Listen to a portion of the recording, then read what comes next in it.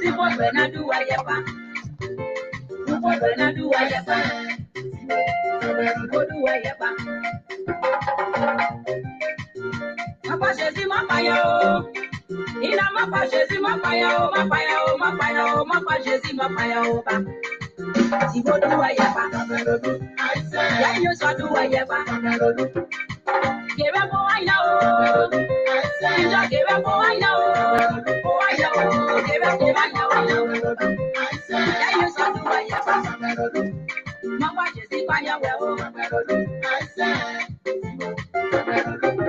Sagbado, sagbado, sagbado, sagbado, sagbado, sagbado, sagbado. I say, oh, Sibi. I say, Sibo Benade. Upo Benade, Sibo Benade. Ya you so do ayaba. I say, Mama do ayaba. Ale no anyo swao. Ina ale branyo swao. Kile paina, ponyo ke ye pana were. Ya baba do ayaba.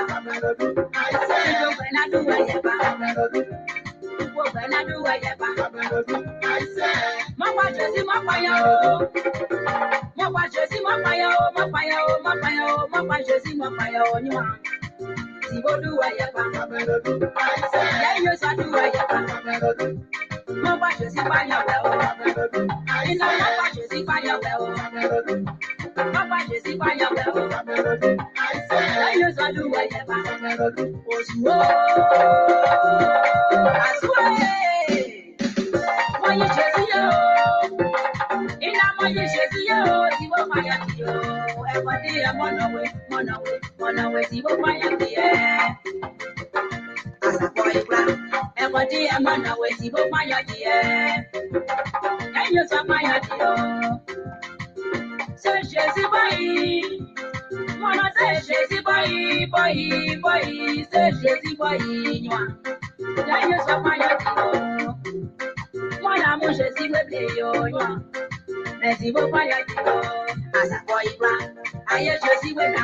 Asa boy bra. I know it. Oh, I know it. I know it. Oh, I know it. Papa pa ya yo. Everybody I know it. I say.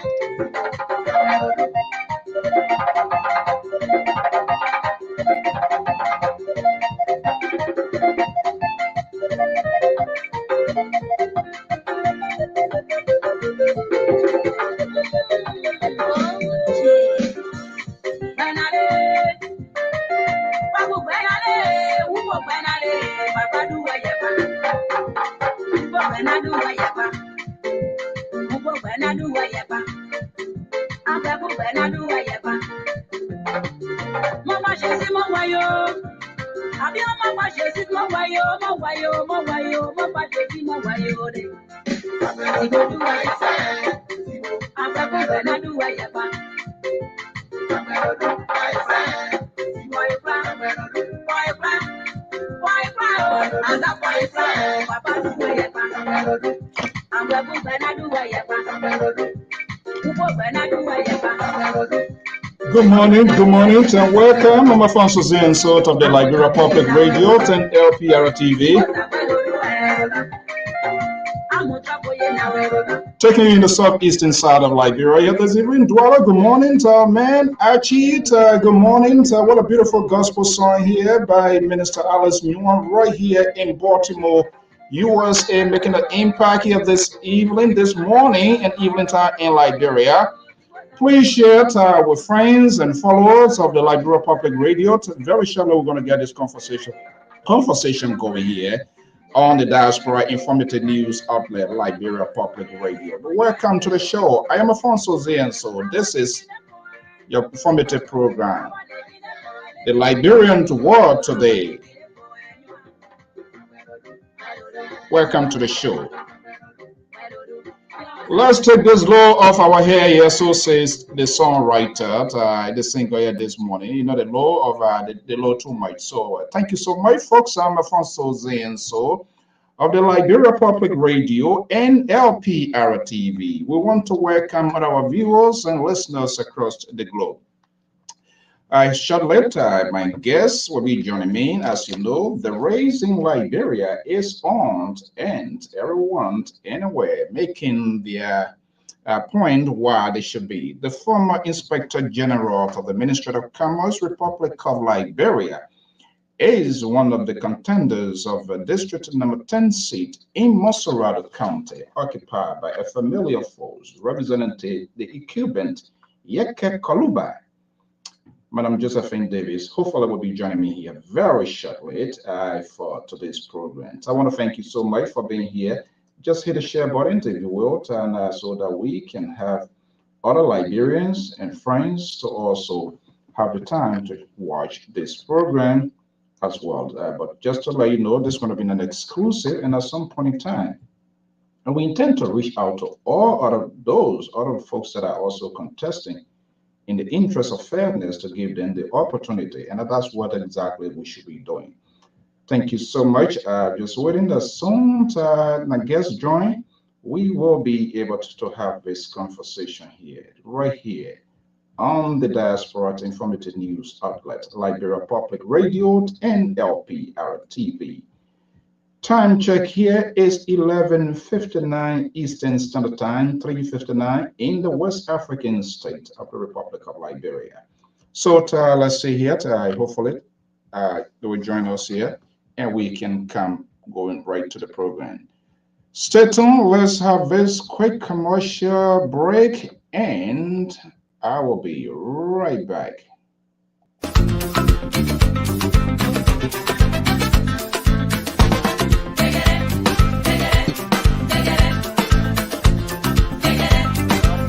Welcome to Uncle Musa Grocery, 6523 Woodland Avenue in Philadelphia, Pennsylvania. I'm a customer of Uncle Musa. I came here to get some things from grocery. Their things are so nice. They never get expired. They are the best quality. They have the best price ever anyone can get. They have so many things like cream, like meat, a lot of kind of meat. We have so many kind, and it's the best grocery store I've ever seen here in Woodland. They are located at the 65th and Woodland. If you want, I really appreciate you guys to come over to come and patronize with us because they sell the best quality. Uncle Musa's Groceries on Woodland Avenue, 6523 Woodland Avenue, Philadelphia, PA. Musa's store is composed of varieties of African food as well as Americans, but predominantly African food. You have dry fish, you have cassava, you have yams, you have plantains, bananas, and Musa even goes out of his way to pay people extra to cut the potato grains for customers to save them extra time. We have deeper, we have fufu, we have the refrigeration center, then we also have cosmetics. This is a place to come in Philadelphia. If you come to Philly, you don't reach to Uncle Musa's Groceries, you have not made your trip complete. Welcome, and we look forward to seeing you sponsoring our business. Thank you. Thanks. This is Uncle Musa's store, 6523 Woodland Avenue. It's the only store, a grocery store, that deals with African stuff. Anything African thing, you can get it at Uncle Musa's store. I'm from Igbo, in Nigeria. So, ndị Igbo dum, onye ọbụla wụ onye Igbo, ya bịara na Uncle Musa's store. 6523 Woodland Avenue. Oil bog and with it.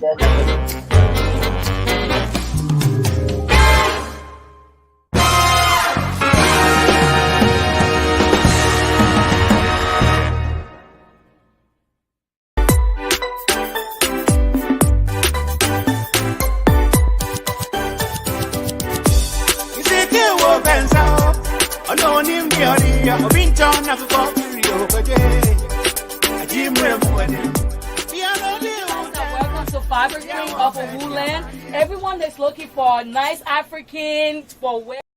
I'm Alfonso Zayn Sort of the Liberia Public Radio and Lpr-Tv. My guest is already backstage, standing by. We're going to be bringing her in very shortly. This is the Liberian War Today. The Liberian War Today is an informative news magazine on this network, give opportunity to politicians, technocrats, professionals, people of all background, and not intend to leave no one behind in the process. Well, the race. This is the first branch of government in the West African state of the Republic of Liberia. Heavily contested elections in the month of October, presidential and the first branch of government. One of those contesting is Madam Josephine Davis, is a former Inspector General at the Ministry of Commerce, Republic of Liberia, now seeking to enter the House of Edo. She's joining me right now from the nation's capital of Monrovia. Let me just bring her in and we will have this conversation. There you go. The Honorable Josephine Davis is the former Inspector General of the Republic of Liberia and is embarking on a new political journey. Madam Davis, good afternoon. Good afternoon, Mr. So. It's an honor and a privilege to be on your platform this evening. Okay. Like words are inadequate to express my gratefulness to you to allow me to tell my story to the world, and I appreciate you for that. I will say thank you so much. I'm here today to tell the story. Thank you so much. Politicians, they are not good friends of people because you and politicians, you can be friendly for a little short time and something. But I must also admit, because we can slam you guys when you go wrong. And so when there's a good man on the side too, we must give it. Because when I placed that call, you I never had a chance to talk to me, but you called back out of a courtesy from the message.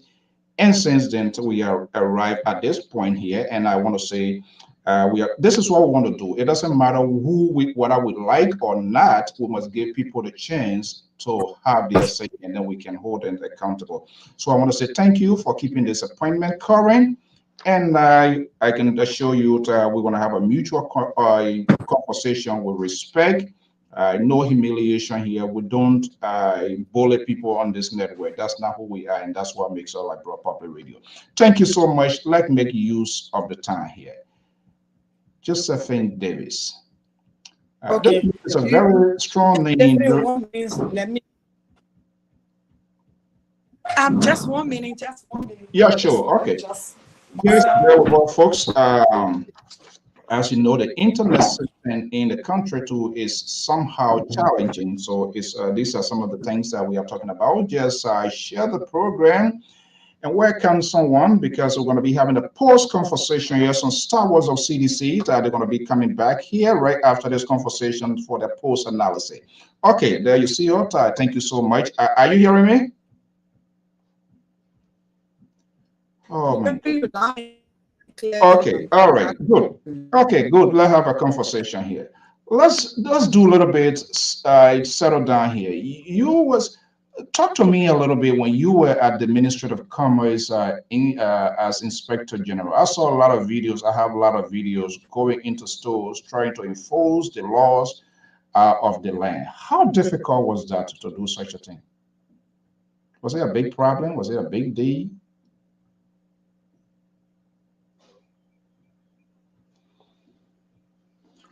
Oh, goodness, this internet. Do you hear my question? Okay, here we go. The internet system in the country is challenging. So probably if the video phone can work, then maybe we might go to the, let's say we might go to do it on the iPhone. This is so ridiculous of what is happening. Folks, just bear with us. Let me see here if even in studio where we wanted to go today, this internet system that I don't know whether it's the weather and everything just kind of like going. So probably maybe I will ask her to see if we can have that done, maybe through the phone. Probably that would be okay. Just bear with us, and as soon we get a signal, we will have this here. But it is what we have, so we can't do anything. Well, that's the race for the Capitol Hill. Okay, okay. Let's see here. I think she's back. Much better? Yeah, I think it's much better right now. Yeah, the internet. That's some of the problem here. Okay, if you didn't hear me, I wanted you to talk to me here. Let's look at some past, and then we can come into the present. You serve as the Okay. IG at the Ministry of Commerce, Republic of Liberia. I have a lot of videos. I watched a lot of video footage from different places. How was that job like? Okay.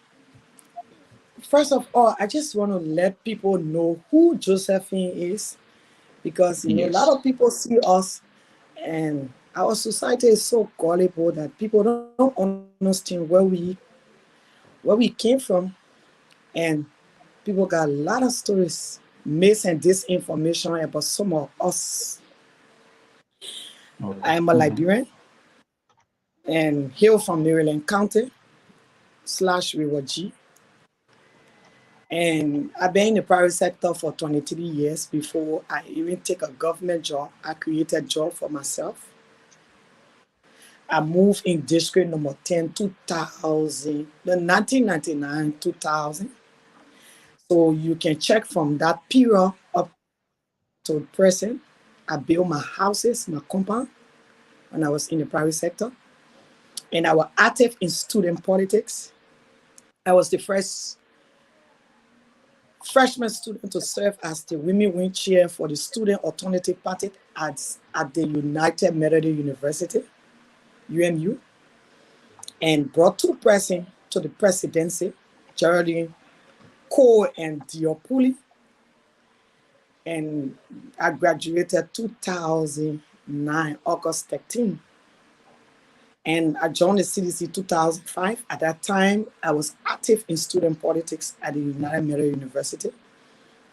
And I served as the coordinator for CDC, because the reason why I joined the CDC is because I follow His Excellency President George Martin. We are religiously, and I was traveling as a businesswoman, and I know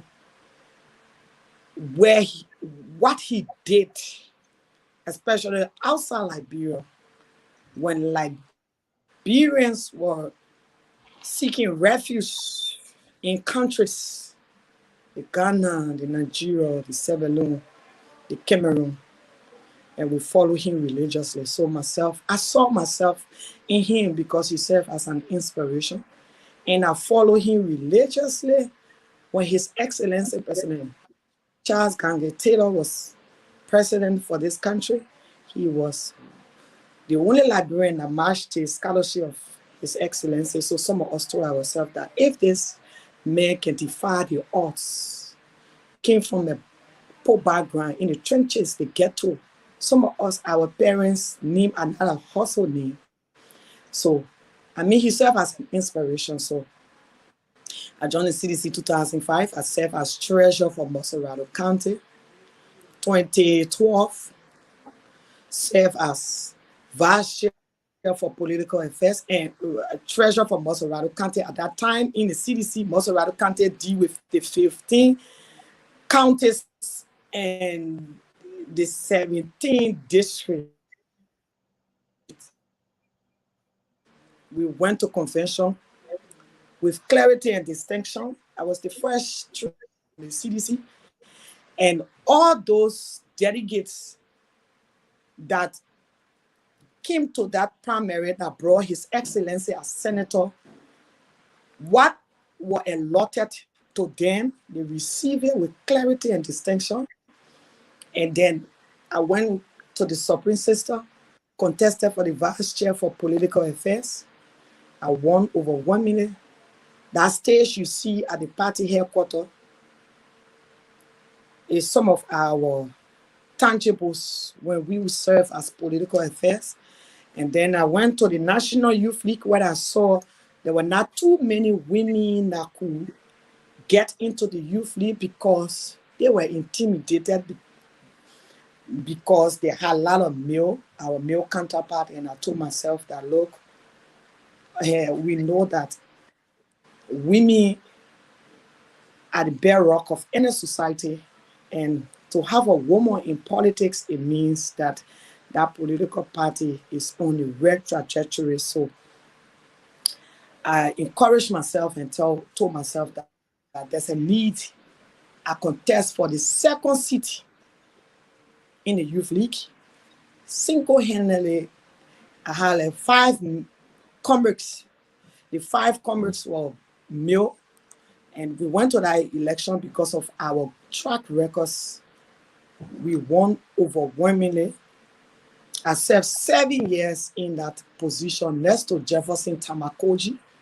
Whenever he leaves this country, I would serve as the acting chair, went to executive meeting, push the young people agenda because the youth, the Revolutionary National Youth League comprises of the 15 counties and the 17 districts. So I had like 2.5 million young people that I presided over for 7 years as administration. And then I served 7 years as per my age. I was disengaged because we served and our age couldn't permit us. So we went to the Revolutionary National Youth Women's League, where this current December, where I contested for the Secretary General position. We were 5 contesting for that position, but I received a higher vote based on our commitment, our integrity, our honesty, and we came off victoriously. So, you know, a lot of people don't know that we started our advocacy, especially when it comes to politics, at a tender age. You know, our society is so gullible. People really wrong there because they feel you attached to an institution. Maybe for some reason they don't like that institution, so they bring everybody in that institution. But for some of us, ourselves in the private sector, created a job for young people for 23 years before I got active, even though I was in the private sector and in active politics. But then I told myself, some of us were born for such a time like this to produce George Weah as the 25th president of the Republic of Liberia. There's a need that we take the stage and pick up the cross regardless of what people say. We know him, we know our conviction. So today we produce Liberia 25th president, His Excellency President Josephine Weah. And then coming to after the election, you asked me about my job as inspector. And then after he won the senatorial election, I was appointed as his fine clerk in the House of Elders. So the House is not a strange place for some of us. I worked there 3 years as a fine clerk. So if you look at His Excellency as senator in the House, the day he went to session, the day he was absent, I mean, we did extremely well. We serve with clarity and distinction. And that's what gave us the opportunity to serve as Inspector General. And when I was appointed, I mean, I was discussed religiously in our society. For some of us, we are not the lousy type that I just, no. My politicking is that I'm very strategic. When I put my mind to do something, I do it to the best of my ability. I'm not this kind of politician that just make lousy noise all over the place. No, we are very strategic. When we put our hands to do something, we do it to the best of our ability. So at that time, people didn't know our story. They felt that, oh, everyone all from the CDC, they this, they that. So when I was appointed, I am the first female Inspector General of the Republic of Liberia. I was the first female, correction, because I resigned. I was the first female, the youngest. The last person I took that job from was like 49 years old. He served as the Inspector General / Deputy Minister for Industry. So that job was silent under the early administration. And then we were appointed. I look at my TOR and discover that these are the things that we need to do. And then I told myself, look, this thing is not about the salary. This thing is not about the position. This thing is about leaving legacy. Because when you follow our history from 1847, this is the first president that gave young people the opportunity to say, okay, I must appreciate him. My mom was a market woman. My mom was a market woman. She educated us from the market table. I came from a poor and humble background, but I never one day forget about my mom training, because she always used to tell us, in as much I'm not educated, but I used this table market. She was the superintendent for New Georgia market. 1985, she laid down in front Okay, of but okay, let me hold you. It's good for people to unveil themselves. I didn't know you were filing clerk and all of that. And this is why we don't sanction voices here. We allow people to tell their story, and then we can have the conversation. But thank you so much for whatever you did for our country, whatever service. Let's try to be as brief we can with our answers. And I'm not going to stop you for you. But talking about the Ministry of Commerce, we're going to get to the cardinal issue. Inspector General, do you remember what was a tough decision you ever took? Do you remember making any decision that you the say, tough yeah. decision? Yes, there was a tough decision that I took. The whole country shook, because I mean, people asked where she came from. Who is this person? People started digging behind me to know who is Josephine Davis. The top decision was to expose the Abijale group of company, because that company that came to this country in 1950, and as Inspector General, I was doing three major cardinal functions. One, I was responsible to make sure business in the commerce of Liberia register and are doing business legally. Two, we were responsible to make sure unwholesome product out of the market. Three, and my responsibility was to make sure that goods from our neighboring country are not smuggled into the country. So the very tough decision I ever had was to bring the Abijale group of company down, where people felt that. And I told myself, this thing is not about me. There are thousands of young girls out there that need opportunity. Young people are being stereotyped. Yeah, do you also consider? Yeah, so quickly here, do you also consider that there was a risk involved? Because Abijale, I know Abijale, those are businesses been there for years and years, and every business have their own establishment. Do you have to get a kind of consent from maybe from the higher up, from your boss, the Minister of Commerce, to do what you did? Did somebody have to say, you need to do this, or what you are doing here, I am not part of it? Was that a situation? Or you felt One you were thing I doing like something? about this president, for the fact that I was appointed, he gave me my responsibility to execute, because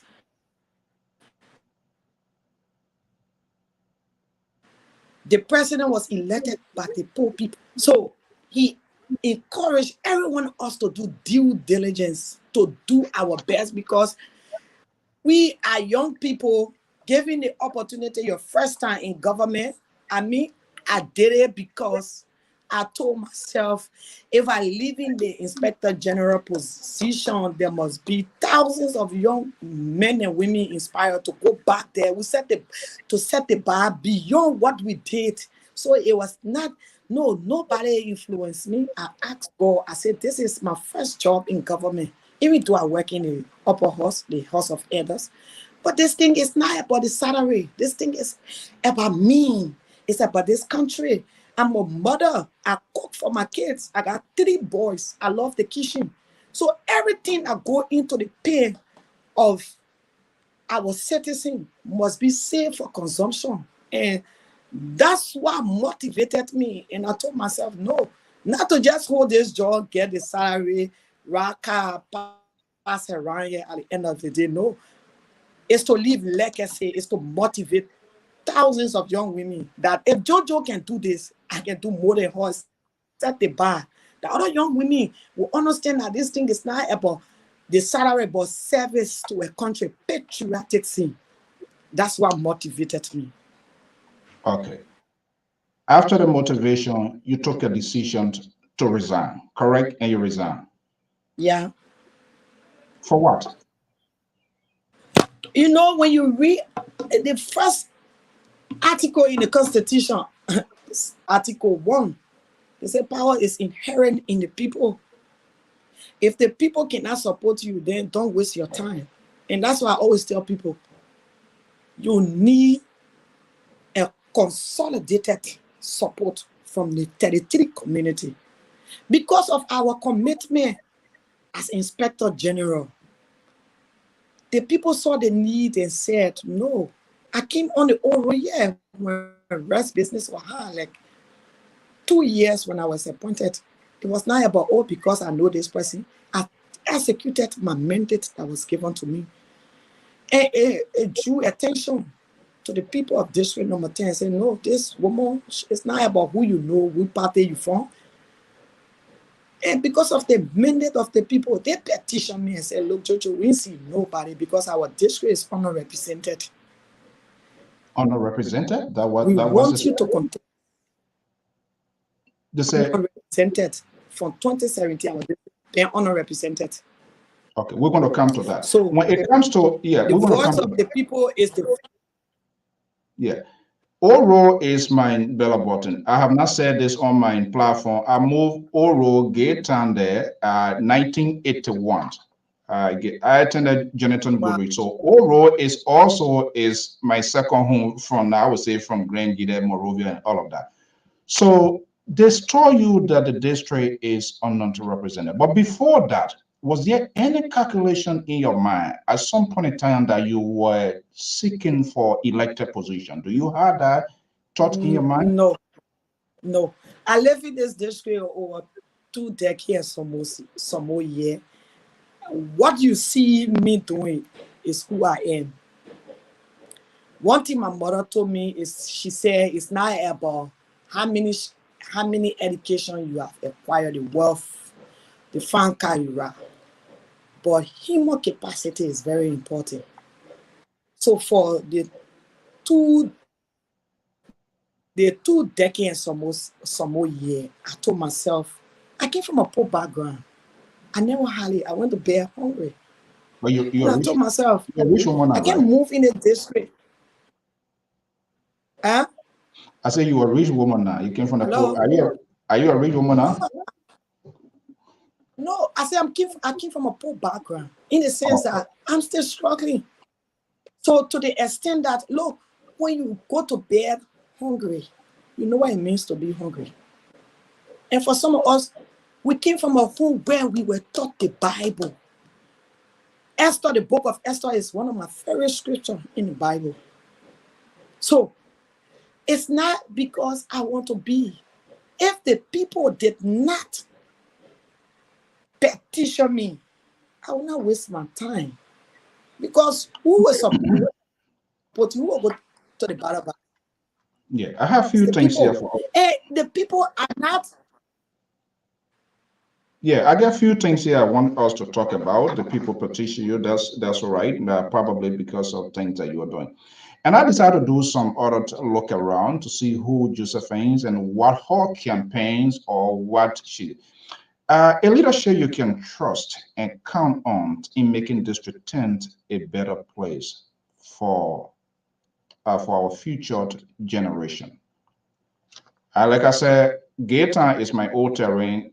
I was in Liberia. I still visited the old spot here. So I see myself literally as a citizen of Gaetan too. Should we trust you? Should we count on you? And why? It's, when people are tested and try, my track records are there. My first public position I ever held as Inspector General, I served with clarity and distinction. So you expect the people to understand that, look, for the fact that this woman served in this capacity and was very conscious, making sure that our lives are protected by the food we consume. You expect the people to trust me. I always tell people, I say, what you do, I don't make you or break you. They can trust us. We got clean track records. We live in this district over 20 and some more years. So the name Josephine is not it's a household name cut across the 33 communities, not because we are in the political corridor,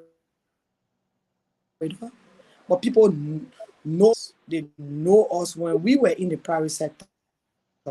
So definitely they know that they can trust and count on us when it comes to decision making in the interest of the people that we lead, especially district number 10. And then the people do not have a leadership that they can trust since 2017. And seeing a traditional daughter of this district performing overwhelmingly, you expect them. Okay, Madam Davis, then let me just ask you, the people say they do not have a leadership that the district has been underrepresented. First and foremost, do you agree with them?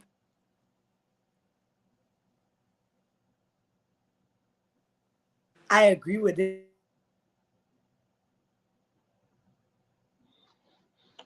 Internet don't do this here for us here. I live here. It's an open secret. It is an open secret. Okay. 20 years, we know that we have a good representation here. So it's not something to gossip about. The people are very silent. You know, district number. They are on records. They don't go out there to express their disenchantment. But they are on record here when the former representative, Dr. Wodokoli, underperformed here. I mean, he was very sensitive and sincere that this underrepresented people, so I will not contest. Peace be to his, he left. Peace be to his Aji, Honorable Judah Berry. He did his. So, if the people are saying the district is underrepresented or is not represented and you are in a call with them,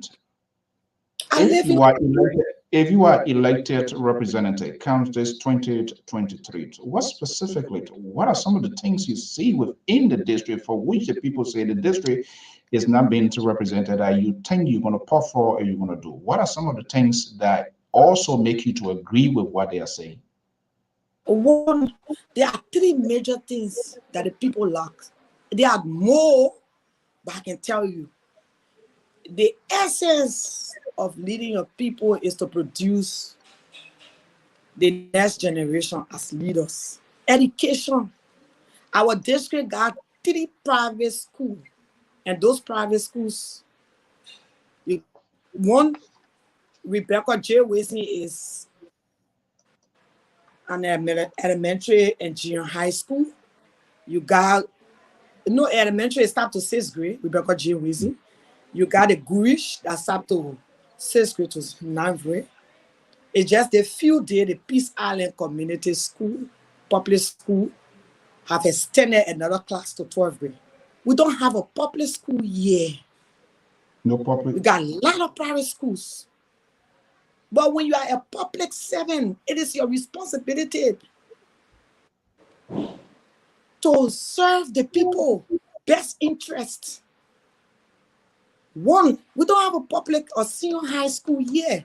And when we are elected, it's the first thing we are going to do, work with government and other partners to make sure we have a modern high school in our district. Not just modern high school, but a school that will cater to the needs of the people in district number 10. 2, our district is a commercial district. From Concord Town, when you hit in the health ministry between there, all the way to the park that His Excellency built, it's a commercial district. Not too many people can afford. We talk about empowerment for macro loan for our people, women. Not everybody in the market. People just need 5,000. That's why you see in all the communities I go there to our little empowerment scheme. Make sure we empower those women in the market.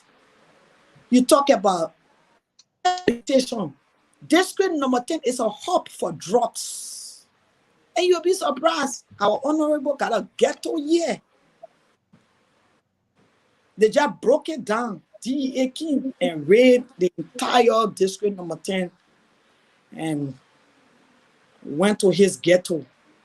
You talk about rehabilitation. We will work with government, work with other international partners, reach across the aisle to our friends in the lower house. Make sure that our children, our investment if we cannot protect their life, regardless of whether you're from the Unity Party, ANC, CDC, no, it's about the interest of district number 10. This is where we born our children. This is where we bear our house. I'm speaking as a mother because I went. Let me hold you right there.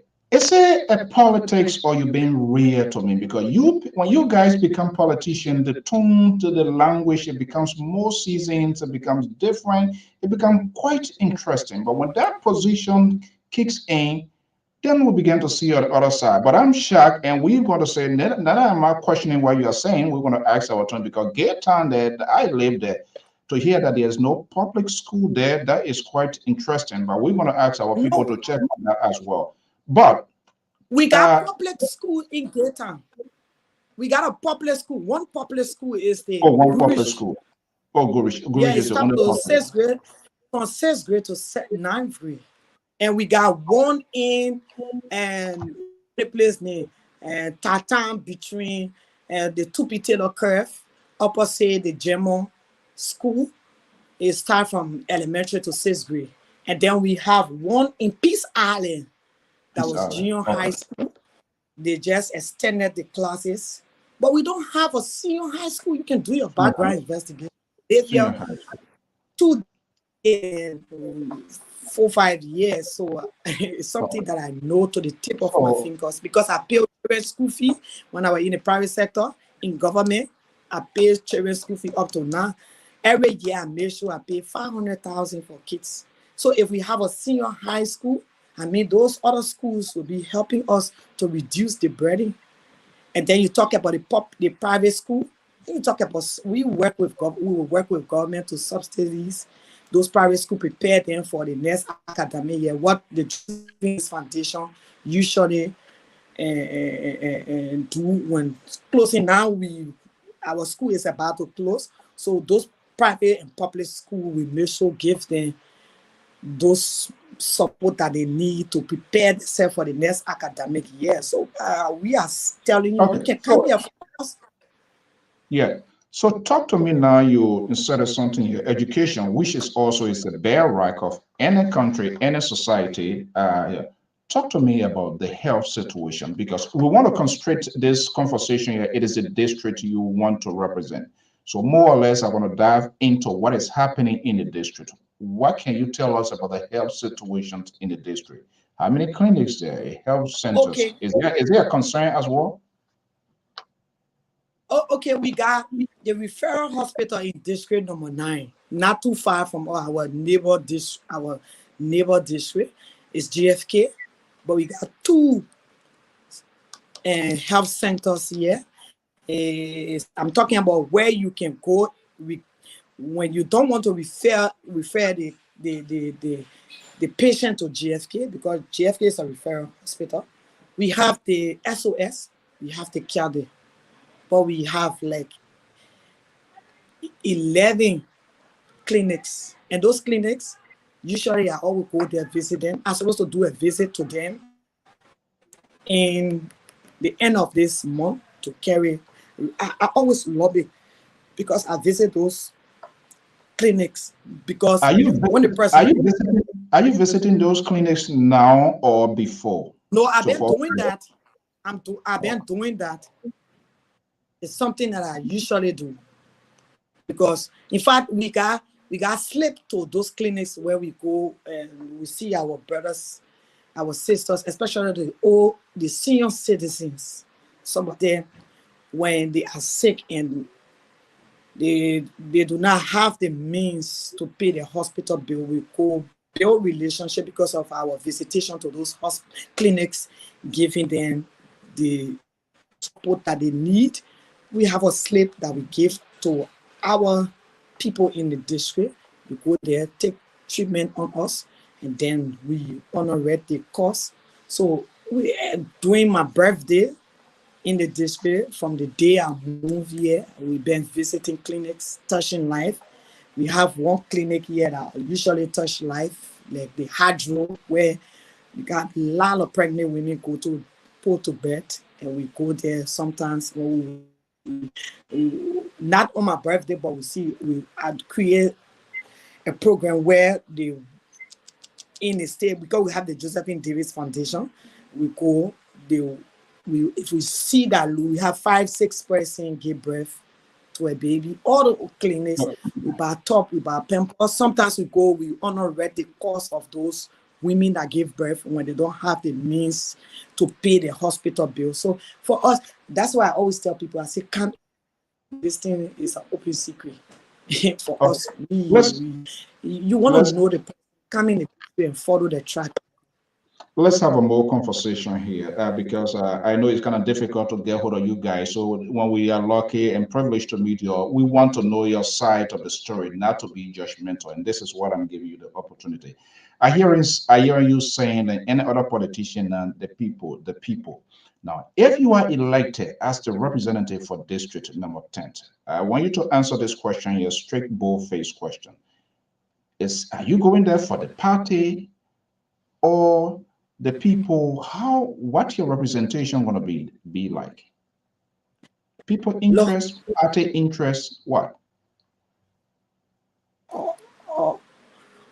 Mr. So, if the people of district number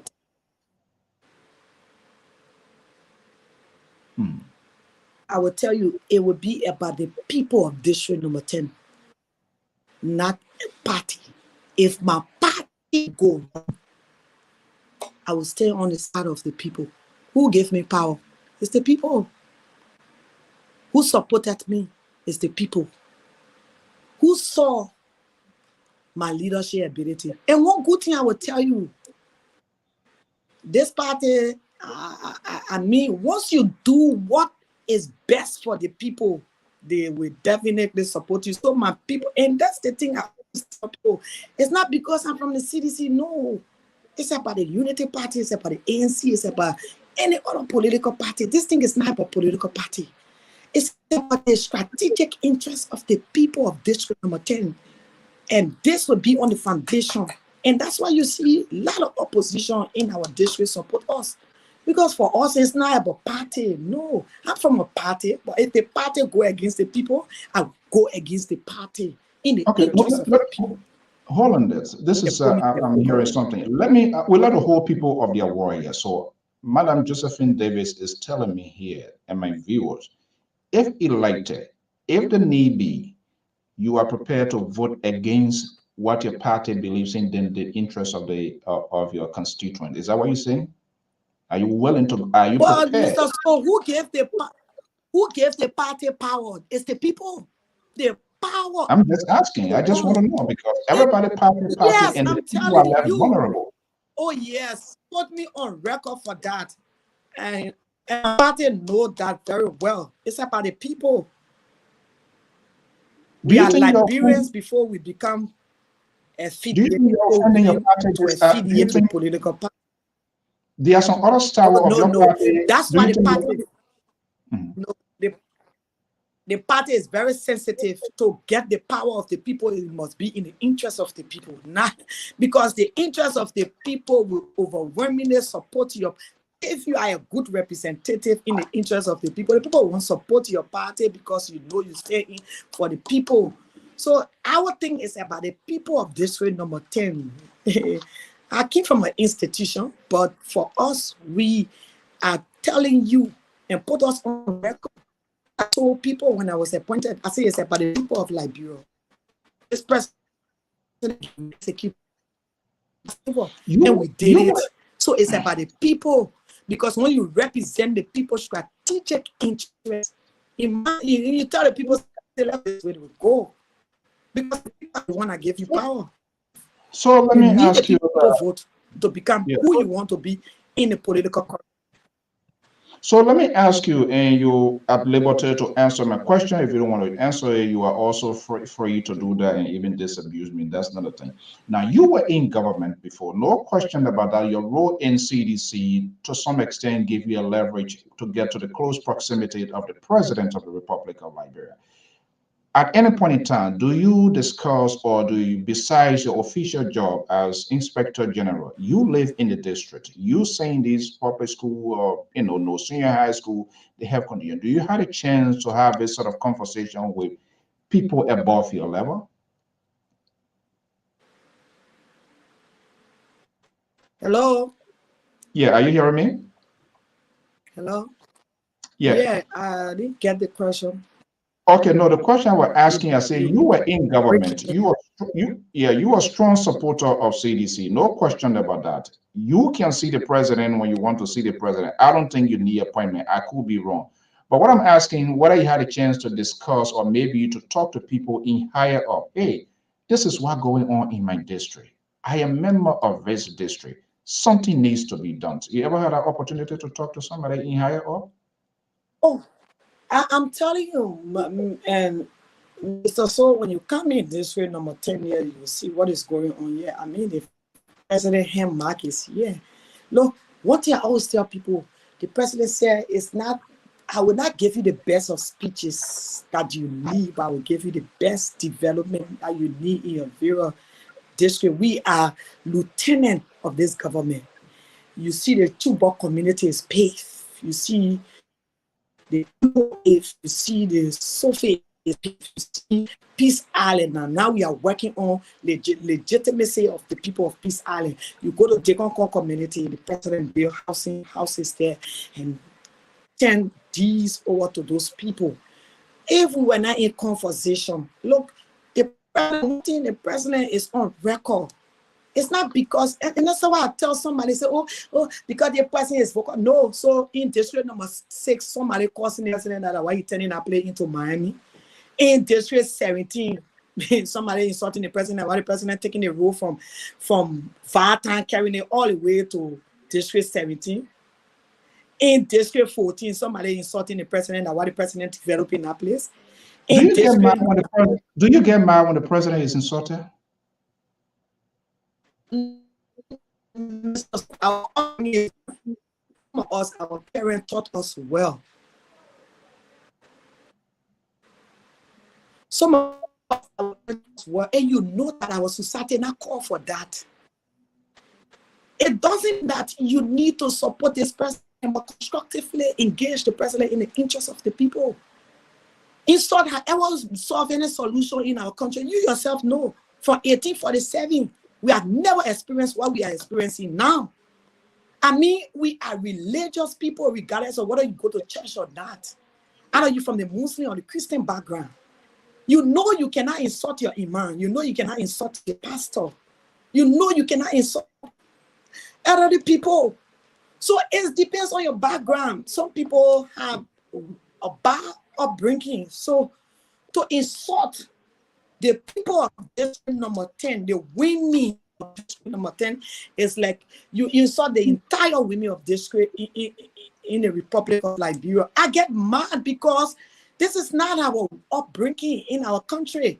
And you know that this is the first of its kind to see someone insulting and abusing. It's not politics. That means you are misplaced in a political corridor. You don't understand the issue. And that's how you discover people who does not understand the issues and who are not intellectual because they don't have ideas. They don't have input to what is unfolding. So the only thing they do is go about insulting you. So for some of us, the Bible says we should train our child in the way you should go when you school. You never depart from it. We are Christians, we are Muslims. So to see somebody insulting, what do you tell our children? That insults? How do you feel? Somebody consistently insult your parent in your community or in your home or your child insulting you. You know that have never happened in our body politics. This is the first of it kind. And that's what I tell people. You Christian, you go to church. You support somebody who insults women. You know your mother. You know how many people go through to give birth to a child. Before you talk about the high seat in the land, then it means that you got mental problem. Regardless of how Mr. Soul, my son, but constructively, I must engage Mr. Soul on the issues, not to insult Mr. Soul. Insulting Mr. Soul, it tells me that I have no understanding. So let me ask you, in your own words, the district for people, unprivileged people, and not just on the district, the entire Monrovia. Let's say campaign opens tomorrow. Madam Josephine's rally in a massive political rally, Oh, and one of the guys came out there and pulled that microphone and took that microphone and started yelling, insulting you. What would be your reaction? I will not insult him. When he go low, I will go high. We're not from the same school of thought. We're not in the same league. It's just, I went to a community where the chairperson is contesting in district number 10 representative for contesting in 2023. I mean, he brought his talks to attack me. Usually 26, I have Christmas, I have 26 celebration for the 33 communities. I just go reach out because we have an auto pause in the 33 communities. So it means, from what I'm hearing, Madam David, it looks like you've been doing this preparation for this position. You started building the coalition. That was something you started doing before this petition came in, right? I told myself that for the fact that I came from a poor background, the little I have, I'm going to be a blessing to my people. Not because of political affiliation or because I got political ambition. No, if the people were not going to see the need to petition me, no, Mr. So I will not waste my time. I'm telling you, I'm a political being, but not everybody in the political space can vie for offices. No, for some of us, we believe in the overwhelming support of the people. So if the people were not going to see the need, I will not waste my time. I'm telling you, and I have history. There is nowhere I'll show my face to contest because the way we work with the people, I was former government official, but my position did not bring boundaries between me and my people. I served in the private sector for 23 years. Just what you see, that's what you see by me here is how I was in the private sector. So how can this? No. The Bible says, what you sow is what you reap. You say like your lesson. So for some of us, it's not about, oh, no. This thing is when you look, I will tell you, I'm a mother. You talk about women participation. We just signed the host just signed the 30% of women participation. But the CDC is on record for giving women platform. But it was not about that. I mean, when people come to you, Mr. So, we don't struggle when we want to bring people out because the people themselves volunteer to come. I want you to do your background investigation. Yeah, you understand. And I'm not saying anybody who go in your race to say I will lose. You sounding more confident here than the real typical politicians, as if the deal is sealed up. Is that what you're sensing out in your district that you will? And you have, I'm coming, hold on one second. For me, people know me, I'm very straightforward. Sometimes we don't say things to make people happy on our network. We say sometimes we make discomfort, but we want to say the truth. Now, the guy you are contesting, I will see that from our indication politically, I know CDC going to do everything possible in terms of the support. It reminds me of Scarborough, who is now MSLE. He was a pain on the Bushes here when he was in Congress. So Republican forcibly put people here. So Honorable Kaluba, in as much he has, I don't agree with the manner in which he expresses his thought. Why it's true, there may be some, but the manner in which he channels it, I do not agree with it. I'll say over and over, and I will continue to say it. How well or how massive is your party? Because I would see it like getting Kaluba off there would be getting the nightmare of the heart. I don't want to be insulted. I don't want nobody to insult me, so I would never insult somebody. How massive is your party? How prepared is your party to make sure this seat is flipped over? What is the level of support? I say, how prepared are the people of this number? The thing is not about me, Honorable Yeke Kaluba. No, it's not about me, any other person from any other political party. This thing is not about me, Honorable Yeke Kaluba, because he's the incumbent. This thing is about the fundamental democracy of our country. This thing is about you're sounding very nice to Kaluba. It's oh no, we were taught to be decent. We are decent people. Despite the fact that district number 10 lost for decency and for sanity since 2017 when they elected Honorable Koluba. And that's the thing. That's why he don't stand, because he feel that insulting me will take away from me. No, I'm a tough young woman. I will not go low when he go low. I will not attack him when he attack me. We from the different school of thought. I came from a decent background. I was taught respect. I had the fear of God upon my life. So the thing is not about me and Honorable Yeke Koluba. It's about the house of elders, the house of legislation, the house of honor. It's about setting the standard for the next future generation to know how a lawmaker should carry himself or herself. When you are a lawmaker of a district, you serve as the father or mother for that district. The people look up to you for guardians and good leadership. They look up to you to impact their life. Who told you that they never had a boss lawmaker in opposition when we were in opposition, but constructively in the interest of the people? I would tell you, Honorable Koluba disconnected with the people. He only connected on social media. He disconnected with the people of district number 10. As in 3 tangibles in the district. As a lawmaker, you got 3 cardinal functions. What's our lawmaking represent? Oh, you see my you got on Facebook for people to see you. No, kind of district. Do opinion pool here. You will understand. So and let me trust ask me, you. October 10, we will defeat Honorable Yeke Koluba massively. He know that. And that's the reason why you see the man crying about his ghastly. He know he not coming back. He think he know. Sabu know the way to kiss me there. He know 2 of us live in the district. We are traditional sons and daughters of this district. We live here over a decade. So he knows that very well. That's why you see him crying. Nobody need but Honorable Josephine Davis need. You think he don't understand? He knows that very well. Let me ask you. I like to do my own. Are you prepared if we were to organize a debate here with you and the incumbent or other contestants? We're going to reach out to them to give them the opportunity as loans, just how you answer our call. If they want to come, that's fine. But if LPR were to constitute a debate, and that's the conversation we need to be having about our country, a substance, how it can be done differently. Are you prepared to honor any debate here from any of your opponents in your district when something of such were to be organized and say these things that you are telling us here?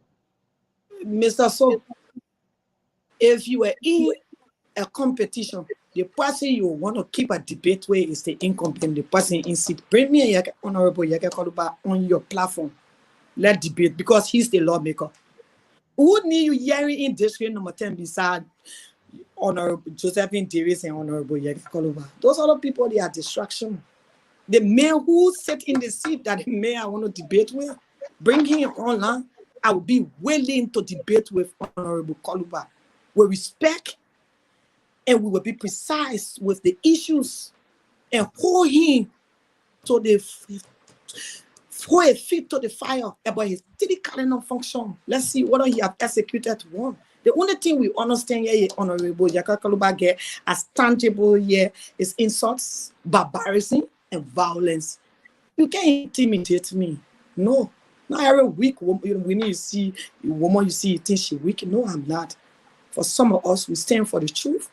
I serve as Inspector General. My life was threatened in this country by the business people, but I executed my responsibility as a government official.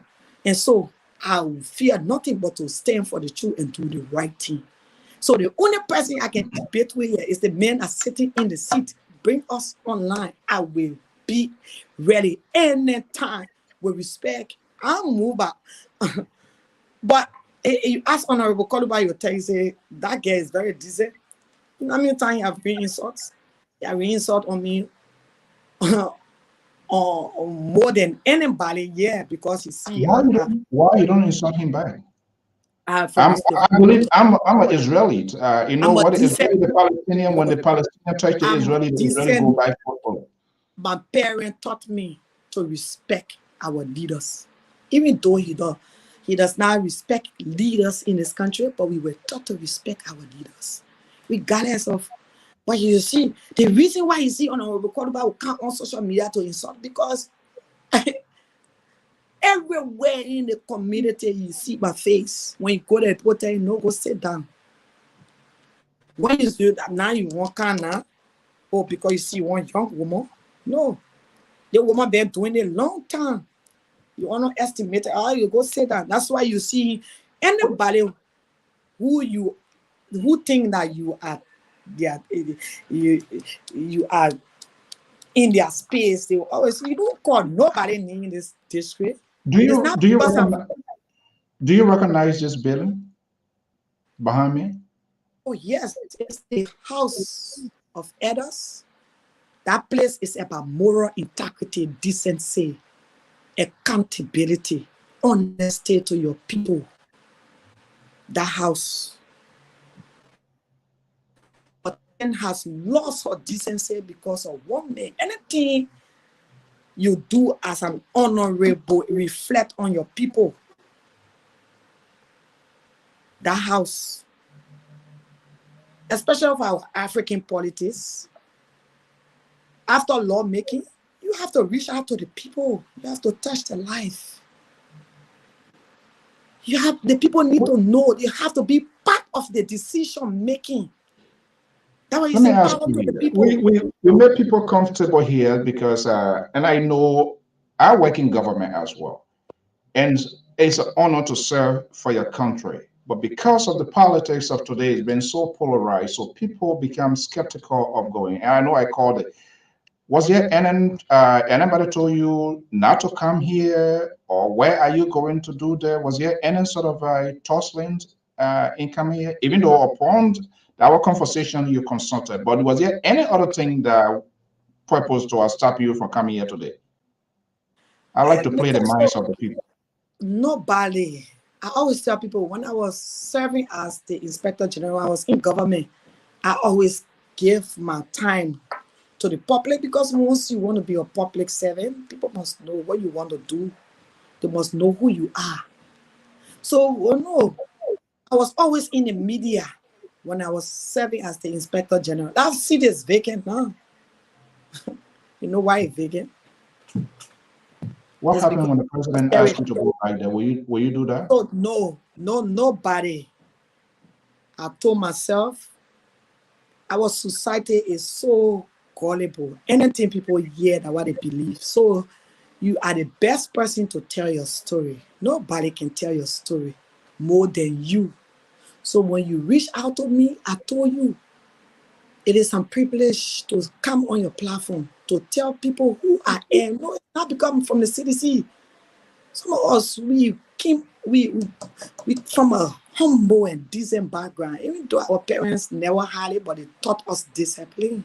That's why I want you to bring a microphone in district number 10 and do your things. And then you will understand. And that's why I don't waste my time on social media. The actual thing here is in the 33 communities. These are the people that will be making a decision or toward 10 at the battle bars. So we are not carried away. Honorable Koduba understand. But he faced or toward 10. He know that. Do you have anything in mind, if elected as representative, to be of a priority upon on day one that is of audience in district number 10 to address? Do you have anything in mind if elected as representative? Yes. That you want to work? Yes, my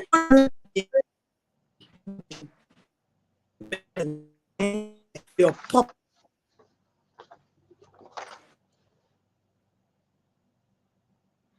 Folks, bear with us.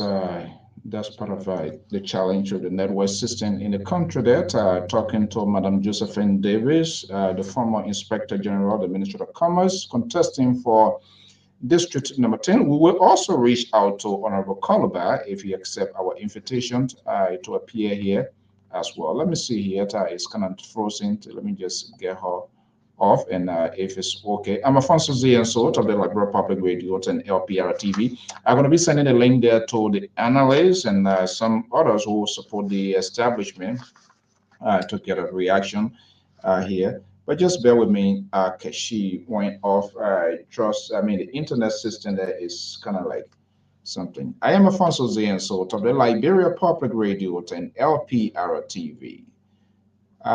Let's see. We will be right back. Let's take this break. I sure I've taken a break, but because of the internet system, I don't want it to kind of like kick it down the road. But I'll be right back.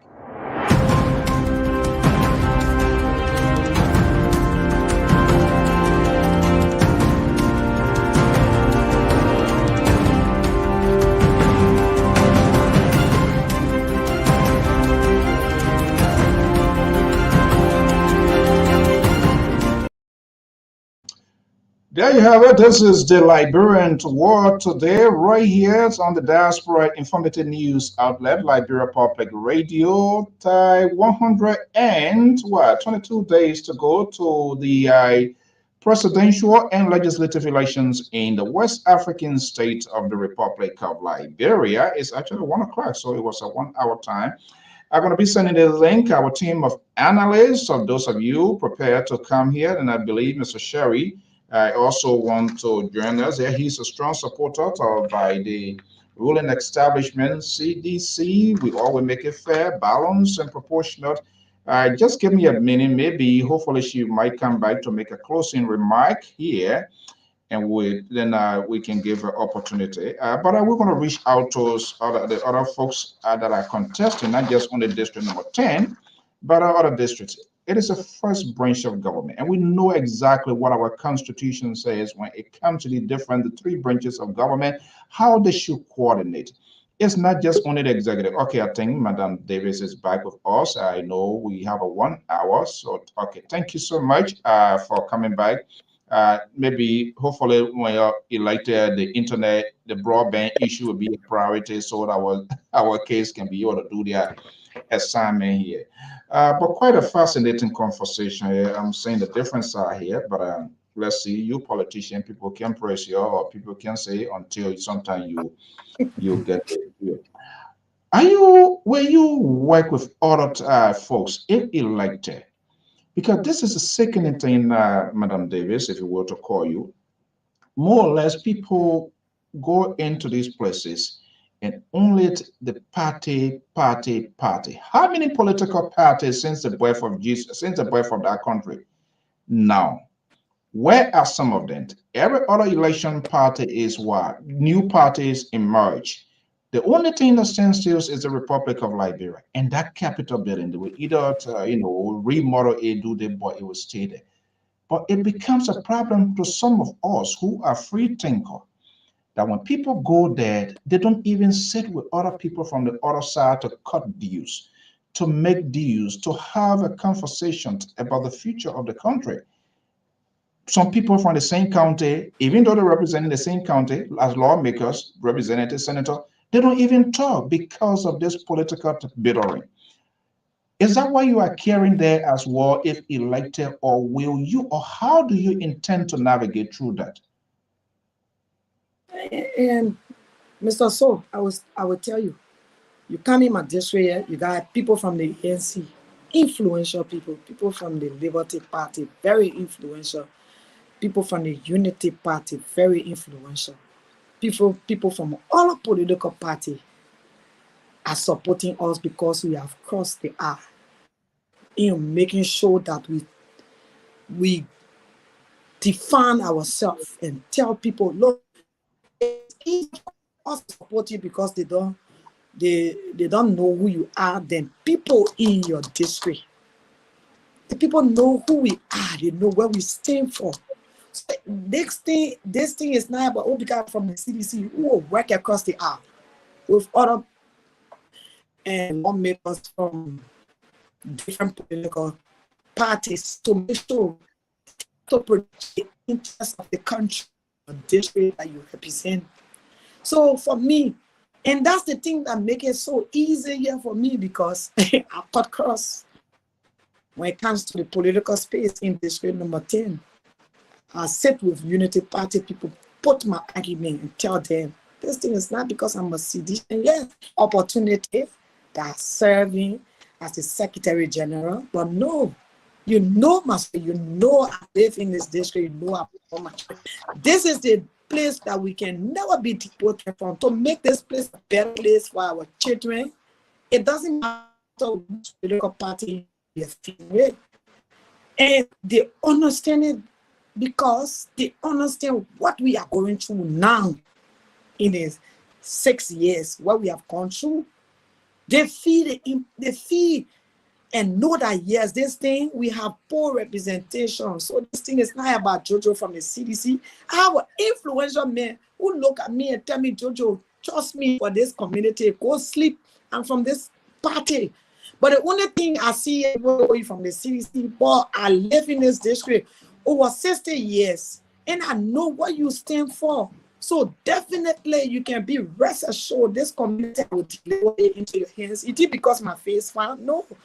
It's about decency, it's about moral integrity, it's about accountability and honesty. Be truth to yourself. And that's why I love you, because he's a contemporary politician. It's you say something tomorrow, you change people. No. For some people on record, if I can do it, Mr. So my yes is my yes and my no is my no. You can't turn me around. And that's what makes some of us have principles. If I tell you, yes, I can do this, I will do it. We are looking back. If I tell you, no, I cannot, I will tell you my reason why, and I will not. So it's not about political party. It's about working collectively in the interest of Liberia and the district you represent. So for some of us, it will not be a political. No, we have our political party. In fact, your political party will employ you, because if people respect you, you commandeer the forces. Definitely, the people will go to the side you choose. And that's what make you respectable in your district. But if the people you say yeah to more, the people see you, then you say no. And that's what's suffering a lot of people. Be true to yourself. You representing the people interest, they give you power. So if the political party see that you're representing the people, I mean, they'll be proud of you. They are lawmakers here who will go on web ballot because the way they represent the people, the interest of the people. Because when you satisfy the people you represent, you tell the people, say, let go, so they follow you because they know they have no doubt in their mind to ever doubt you, to have second thought, to know that, to think that, this person will mislead us. And that's the essence of leadership. You must be real to yourself, know who you are. So it's not about, because I'm from the CDC. The CDC respect people who represent the people, because our party is a mass-based political party. It's a down-trodden party. So when you represent the people, they respect you. So I want to keep in time. I like to be time conscious. So next time when I ask you, I don't want to hijack you. I know we had a conversation for an hour. We are already over the limit, but let me just ask you. The last time around, this during the COVID, the money that were apportioned to the lawmakers, that was something some of us frown on. I'm wondering what I don't know what are the sort consultation with their constituencies or the Gadi, and they say they're going to do it. What would be your position if you were the sitting lawmaker of District Number 10? Will you have voted for or signed up for that money? What would be your position? When you look at platform, power to the people make the decision. Who see you? No, it's not something they just woke up one day and say, I love me. No, it's the people overwhelming support. If I have a position, I will consult my people. The decision from the people, I will stand. You can put me on record, I will stand by it, because the people that send you to represent them. So I will come to it. That's why you see my platform. You see, do you think it was a good judgment on your part, considering the financials, the economic crisis by the lawmakers? Do you think it was a good judgment on your part? It is their decision, but I'm telling you, for the fact that the people of District Number 10. So what would have been your decision? Not to interrupt you. What would have been your decision? What would have been your decision if you were a lawmaker? You are going to go back to. I will come to my people, the 33 community, hold a town hall meeting, put the plight before them, make the decision. But we will carry you back. The people will carry you back. And that's why you see on my platform, I tell myself, I say, power, the people must be part of the decision. Every decision must be in the interest of the people. That's why you see on my platform, It will tell you power to the people. The people are the one that make you. So if you just go there and think that you lend them back and you think that, oh, now the people, tomorrow you come in, who you going to tell, say, vote for me? They think I vote. So the people must be inclusively in your decision making. That's why you got town hall. That's why you need to call a town hall, sit with the people, ask them, these are the things I want to do. What do you think? And then the people will tell you, okay, you can proceed this way or don't. Because tomorrow you come back here, it says here now, that we're going to vote for you. And the people, so every decision you make must be in the interest of the people. All right, Madam Davis, I want to thank you so much. I hope this will not be the end of the conversation when the real politics really kick off, and hopefully, when we get to know your campaign management, our team too will get access to your campaign so that we will know exactly what's going on as well as the other challenges. We intend to have these conversations not to be judgmental to our politicians. What it's not about personal sense, it's not about what I want or what I think should happen, but we must hold you guys accountable, and we ourselves must be held accountable based on things that come from us. I mean, it's a two-way street. You can't have it both ways. You don't want to hold people accountable, and you yourself can be held accountable. That's not how life goes. Like, it's a proportional stuff here. I want to thank you so much for honoring our invitation. I thought you were going to be a tussle here, to be honest with you, because, you know, we reach out to people, both the opposition, the government, and everybody they feel comfortable where they want to go. They want to know what will be asked. But I think from overall the conversation, let me not give the grade to myself. Was the conversation cordial, respectful, mutual here this afternoon, madam? Oh, yes. And Mr. So, one thing I always tell people, it left with you. Look, you invite me. It is my responsibility to tell people who I am. It is your responsibility to tell the people who this person is. You have a service to a country, not individual. So I want to say thanks to this platform. And we are going to our primary in this June. I'm prepared. We are going to lock this in, the party as people here to carry us to the primary. I don't want to really get a conversation here. You said, well, there will be a primary. You're going for a primary party? CDC is a great institution. Regardless of who you are, you must go and tell the people how you represent. Come on, Jojo. Let me call you that way.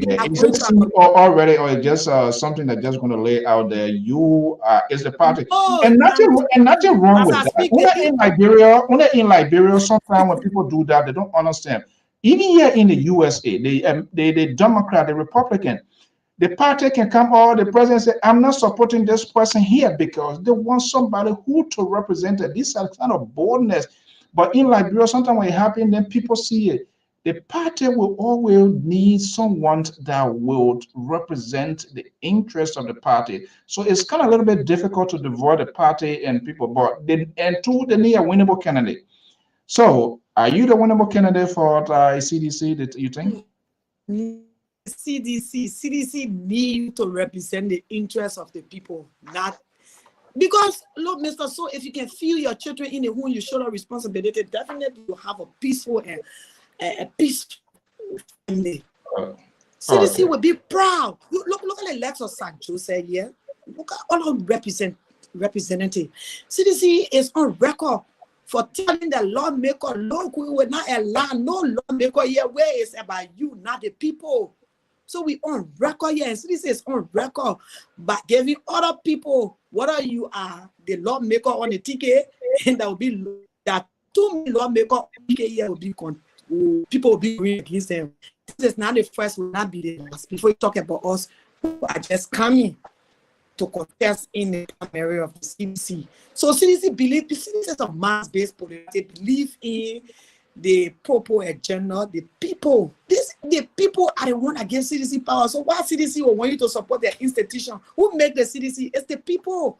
So definitely you will see us at the primary. June this month we will be going to the primary, and we will not be going like we will go like people who we are winnable candidates. That's why you see sitting down to wait to see. There are too many people who want to contest against us, but the fact of the matter, we got our records, our history in the district and in the party. So we're not fear. We're waiting for those people to come. Trust me. This is not the first position we go to primary and debate. The last position here that I contested for last December was the secretary for the Women's League, the CDC, Republic of Liberia, the 15th county and the 17th district. We have 5 persons. I defeated them. I had the highest vote with clarity and distinction, integrity, moral rectitude. So for us, we will never shy away. I will tell you for free. Wow. We may not be a tough talking step, but people believe in who you are, what you stand for. They need you to be honest with yourself before you can be honest with them. We have gone to too many conventions here, too many elections in the CDC. We are always victorious. So Thank to you win so this year, much. number 10, Thank you so much. it's just a matter of time. But massively with defeat Honorable, and you know that for sure. So that one you can, I can tell you, I fear and favor. Thank you so much, Madam Davis. Before you go, is there any specific thing that you wish I would have touched on, but I didn't talk about it, for which you want to say before you give your parting comment? Is there anything specific that you want to? No, the only thing I will do is to encourage young women.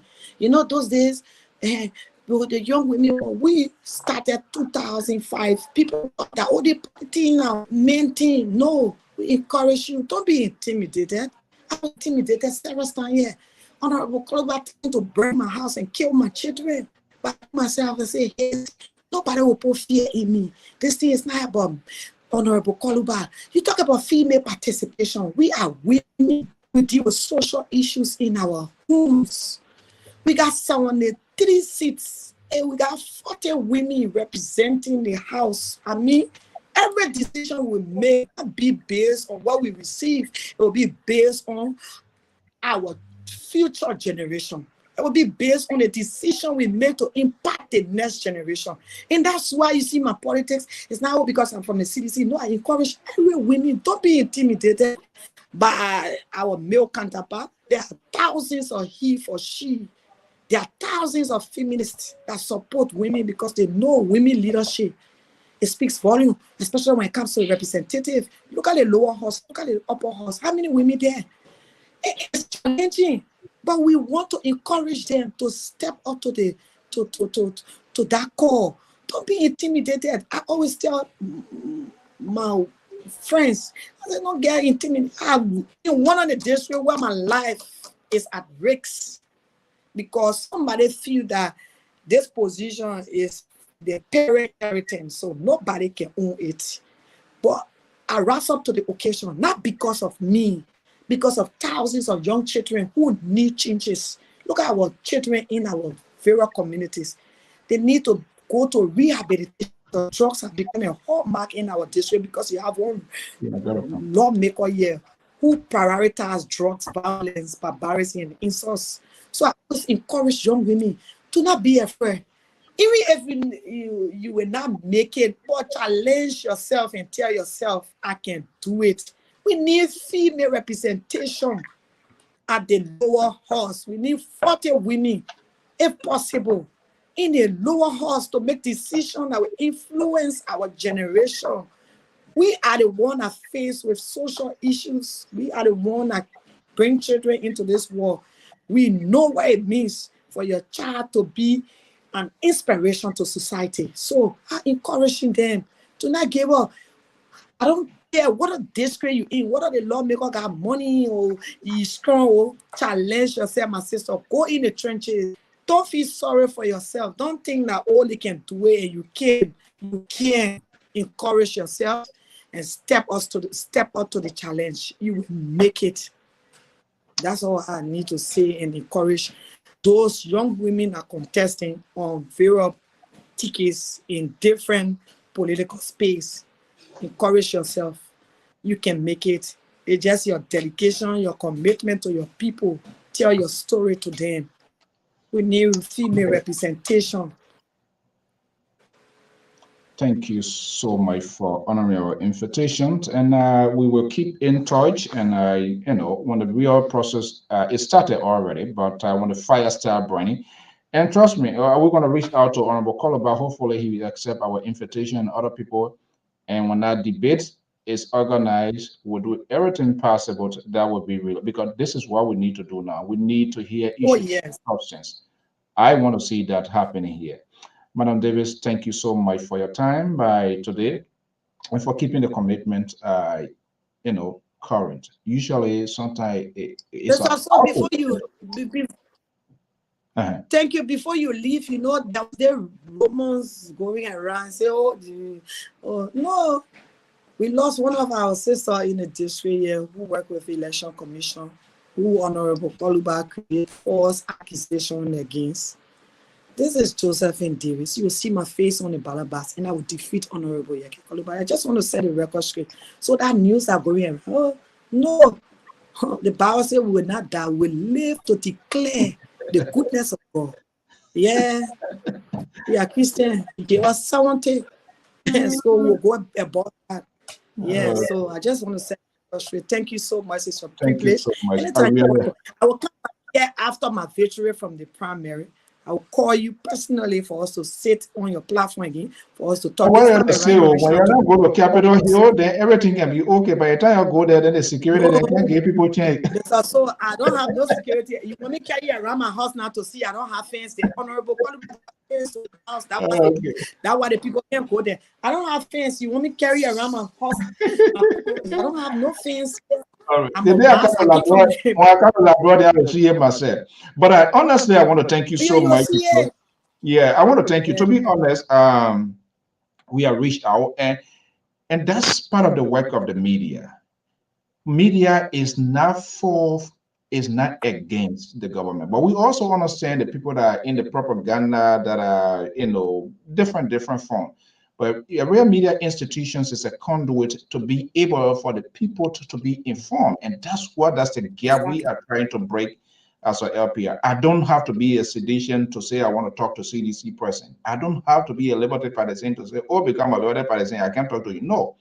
Our job is to extend invitations, to have the conversation, to tell your side of the story. And I'm glad that you were able to show out, as you promised, to tell your side of the story. So now I have a different feelings, I have a different mind, I get to know, and I will get to know more little over and over. But you're a politician, now, sometimes you can have other skin. It's not an olden days politician where we use the people, and then at the end of the day, the masses become nothing in their eyes. Power will respect them and deal with them. So thank you so much. I really appreciate it. Thank you so much. I really appreciate it. All right. Bye-bye. All right. Wow. Okay, well, folks, there you have it. To the analysts, the link is out there to get your quick reactions, and I'm going to be putting the phone number here. And so to get your side of the story, and we intend to do that, to talk to all of the players as long as they are willing to honor our invitation. Let me put a number out there to Mr. Sheriff. I believe you wanted to also, we ask you as a matter of fact, so that we can get both sides. This is the number. Let me do it this way here. Let me put a number here. And another ordinary person, you can call in to see what you heard. If there's a change of mind, if there's something new, perhaps you learned from the experiment, so you can tell us as well. This is important that we do this conversation here from time to time. And we'll try to get Honorable Calabar's number as well. I know I have it. I sent message in the past, but it was not answered. So I will see whether if it is the same number, we're going to talk to our guys as well to get that number as well for post reaction. So let me put a number here. Post interview. Just bear with me yet. Just bear with me quick yet, and I'm going to pull the number out here.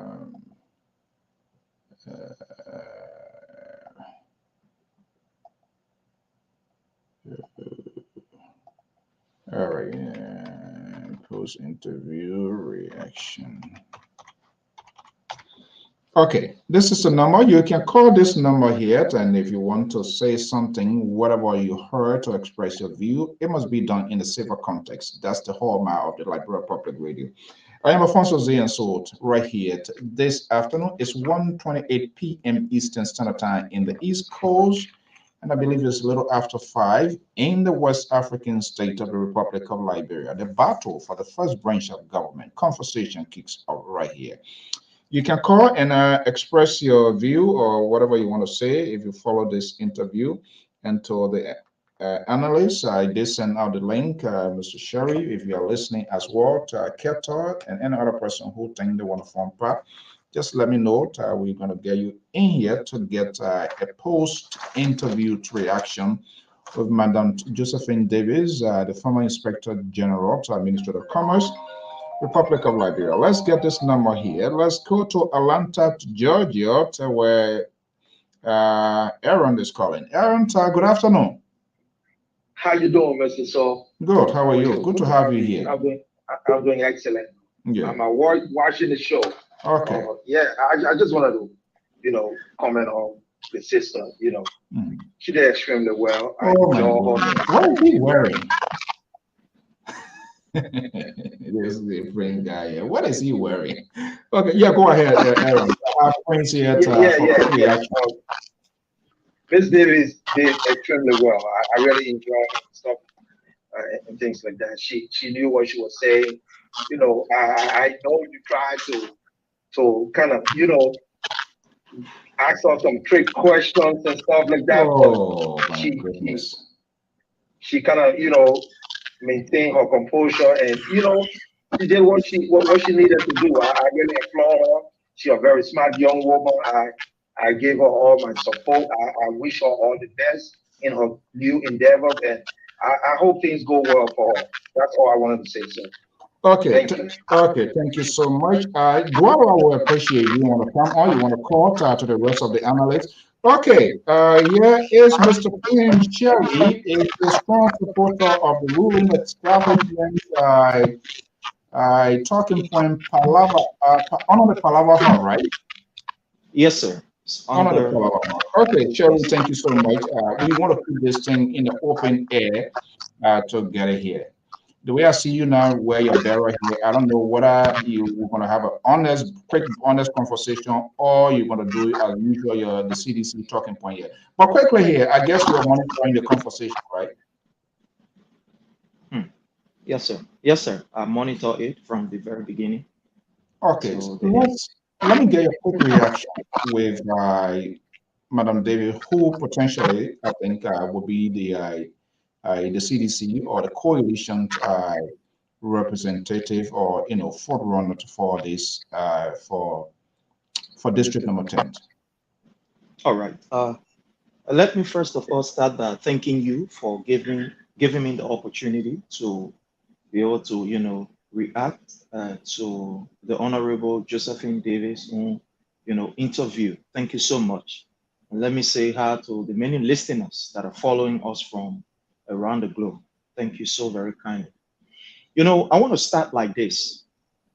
When President Weah said to the Liberian people that he is the feminine in chief of the Republic of Liberia, that particular statement from the president, it was not just a vague statement. It was not just another word that was spoken by a leader.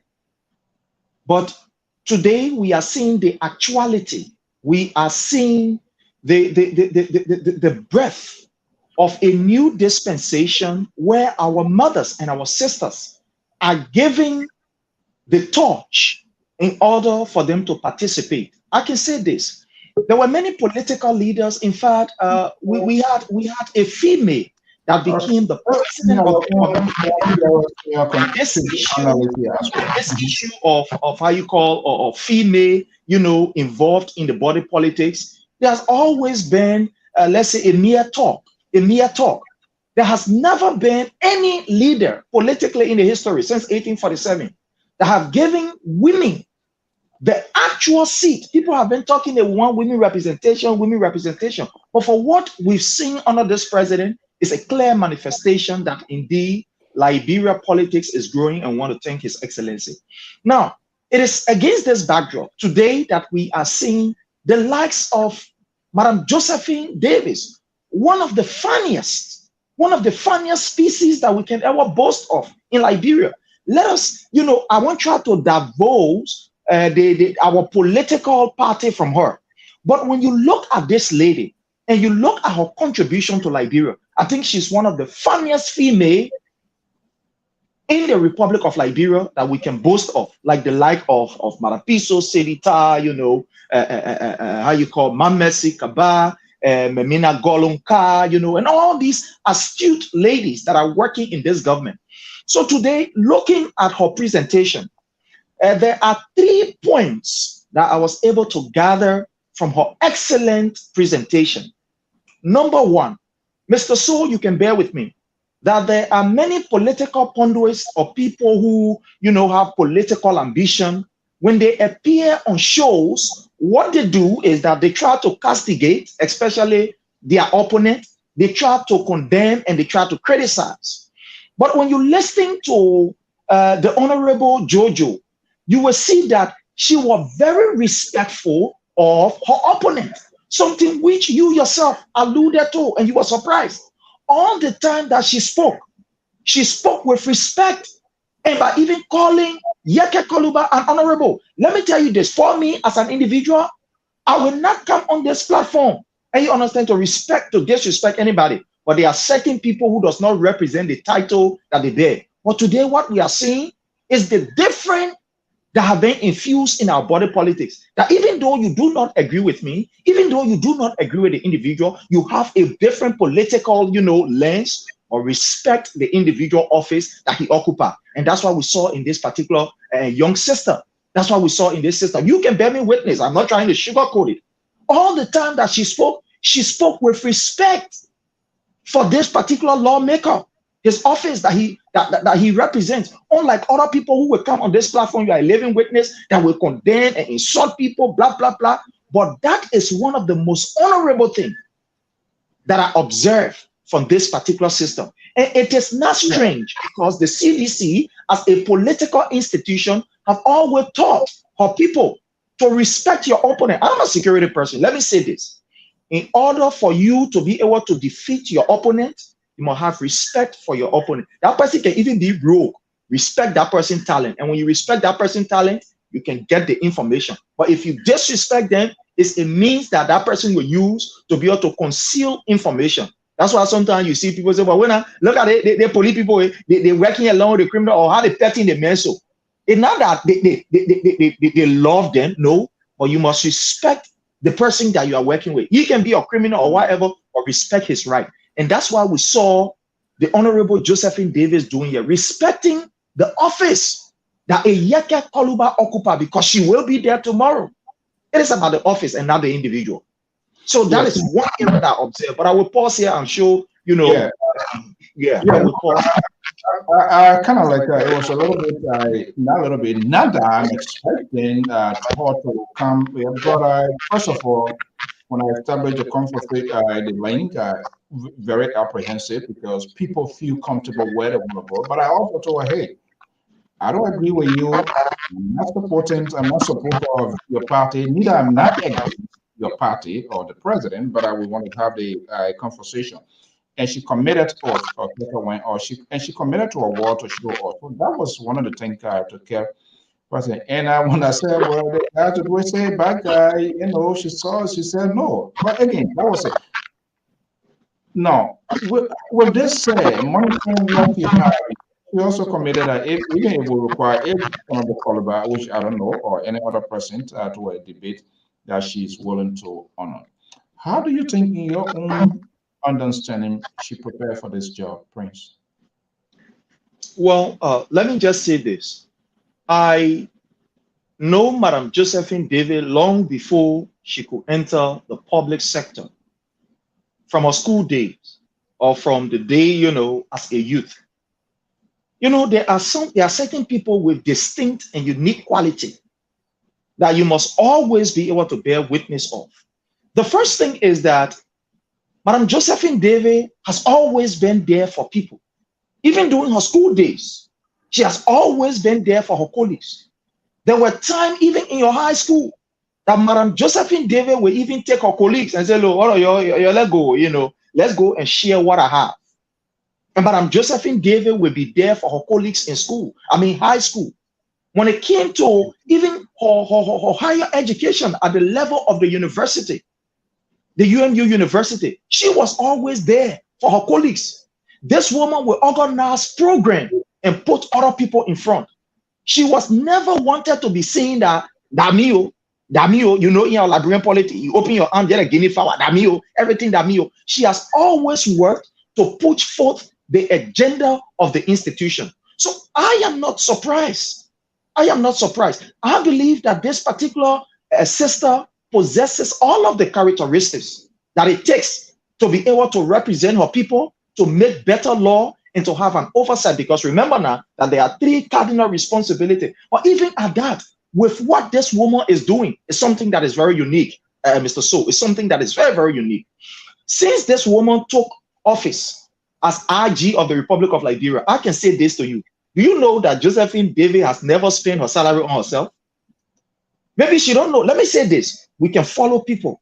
Josephine David and I, we don't have a kind of, very, very, very personal. No. Even when I went to Liberia because of my business schedule, I could not even see her. But I can say this on the show. Since Madam Josephine David took over as, IG, she has never spent her salary on herself. The salary has always been spent either on, her philanthropic work with other Liberians, or she has spent it with the clinics in the area that she has visited. You know that Madam Josephine David has people. How do you know all of those things that you didn't meet her? So where that conversation come from? Thank you. I'm a scout. Let me say this. I'm a scout. Even though I'm a member and the Deputy Secretary General of CDC USA, and I'm a seditian, but we follow people who do not even know that we follow them. One of my responsibility is to gather information. And I gather information about people for people unbeknown to them that they do not even know of. They don't even know. So I know of this because thank you. We interact with the people in our district, in other areas. We interacted with these people. We asked people about this woman, unknown to her. And we even went in disguise because we didn't want her to go for people to say, oh, okay, that CDC, man, let's talk good about the woman. But we went in disguise and we asked these people. We had interaction. Let me just say this, that particular area, Oro, Joba, her family member there, her family members that are there in that particular area is almost like my area. It's my area. So we asked people because we wanted to have a clear picture of who are those in the race. And when we asked, we just opened through, the question out there. And there were people who personally benefited from this woman magnanimity that are not even part of the CDC. Hey God, there's the reason. Hey, yeah. Look, Mr. Alfonso So, it almost brought tears to my eyes to see people who are part of different political institutions that benefited or that are benefiting from this woman. Yes, what a dear. No, I try to control myself because, no, I'm trying to control myself, That is a mess. I'm trying to control myself. To see a young lady who will support people that are, that are part of different political institutions. And there's the reason why this woman will be giving a resounding victory. Because there are mothers who could not even afford, but even though they associate with other different political parties, but she has always said to the women in your district that, look, this thing is not about me, it's not about the CDC, it's about the Liberian people, because it is the Liberian people that made the CDC. So if I can help you, it means I'm helping Liberians. Look, there are thousands of children that are on this woman's scholarship and that she is helping. There are many clinics that people have gone there, do their treatment in the district there. I think they have about 11 or 12 clinics in that particular area. That she has paid people bill, Mr. Alfonso. So can you imagine in Liberia, as difficult and tough as it is, that she has paid people bills that she has not even seen them. Some of the people bills that she paid in those clinics and those hospitals, she didn't even know them by name. Talk by even face. Somebody told her the last time they sprayed somebody eyeball, they had an encounter with the person, so they post spraying their eye. But Madam Josephine Davis, some of the people that she's helping, she has not even seen them. She don't even know them by name. And she will go and just say, look, this is the amount you'll help the people. This is the kind of person that Liberia need.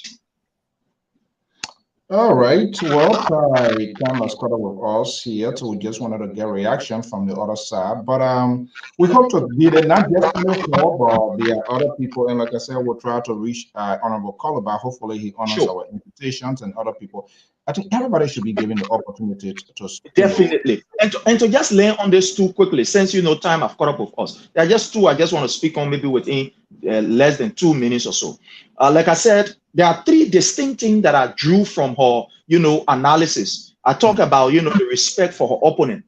And, speaking to the issue, Mr. So, all of the questions that you asked Madam Josephine David, she was straight to the point and she spoke to the issue.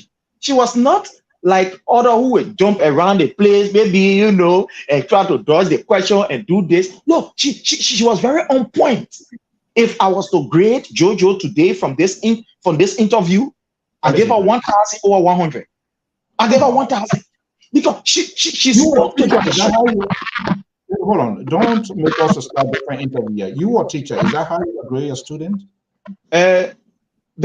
Speaking of the 1,000, it doesn't mean let's forget about the numerical value, but we are talking about the excellent, grading. That is, she performed over excellent. We are also speaking to people of different demographic too now. So that's why I try to break it down. That's why I try to say, giving her 1,000, it means her performance. That is, she performed beyond expectation, but it is not strange because she has always performed beyond expectation. And the second thing, like I said, she speaks to each other. The third thing, her vision.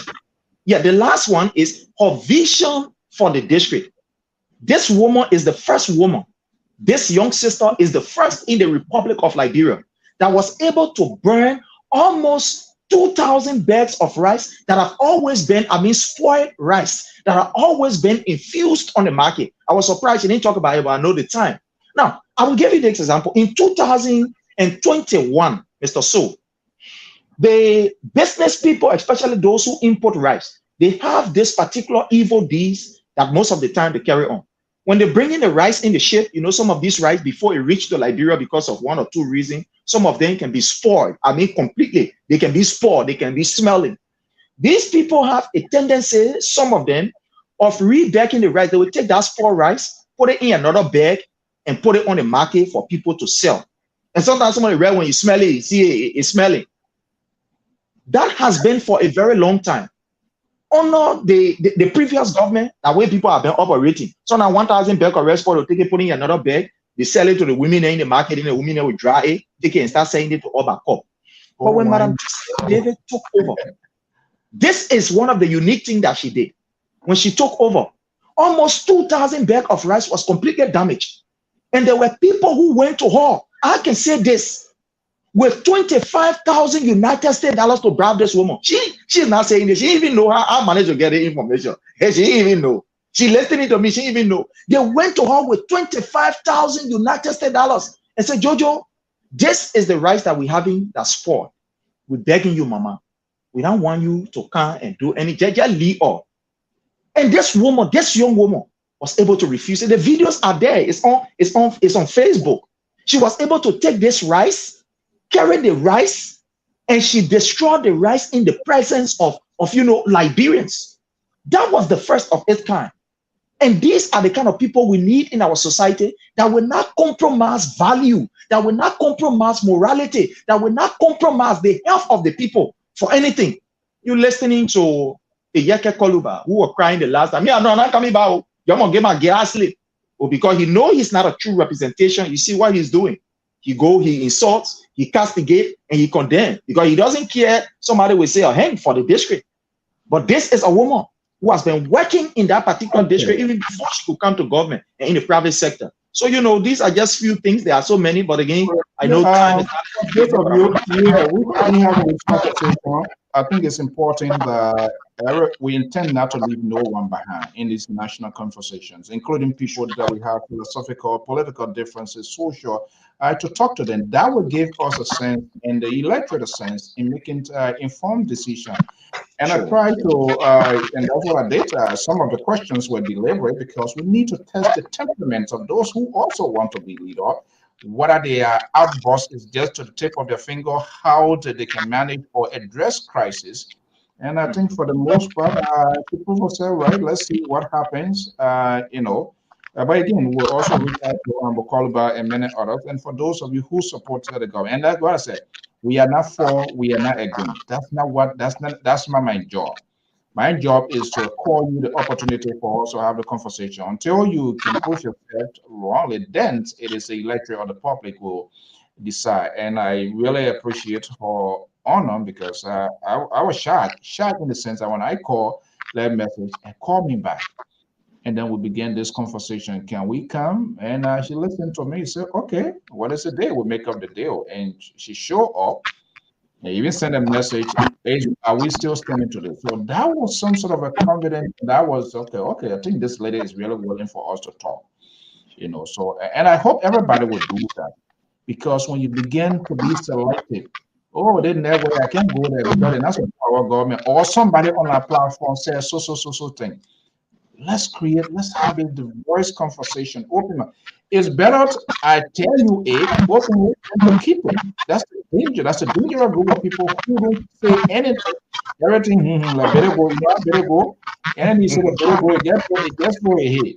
Yeah. That's a danger one. But I think it was a cordial conversation, and hopefully that coming here will pave the way of order in the government as well who are seeking election, opposition. So we don't insult you. Insult is our taboo here. Nobody. That's the network. We've been here for the moment.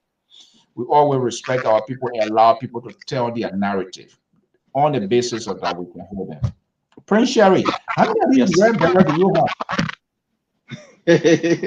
have? One again. Just see go one. But this I think you get arrested. Wow.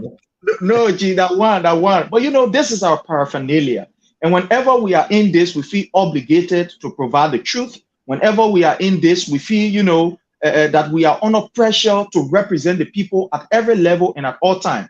So this paraphernalia that you see is a pure representation of participatory democracy. It's a representation of women involvement in our national politics. It's a representation of the proper agenda that is intended to take from all the way down the stream and give her a better life like it is happening now under the President Weah government. This bearer is a representation of building roads, and building hospitals and giving people the opportunity. So when we are on this, we are in a different mood. The spirit of the revolution is upon us. Like Ezekiel said, the spirit of the Lord is upon me to preach the good news. So whenever this particular barrel is on us, or any symbol of the revolution, it gives us the opportunity to preach the good news and to always represent the Liberian people. So I just get one. Yeah, one. But it's very precious.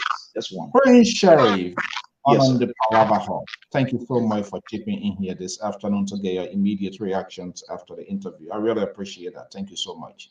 Thank you so much, Mr. So, for always giving me the opportunity. You are one of those who has always been there for us, even at the time, when we never had our own platform. Your platform was like a place for us. We'll go there and then. So thank you so much, Mr. So. Thank you so much. Thank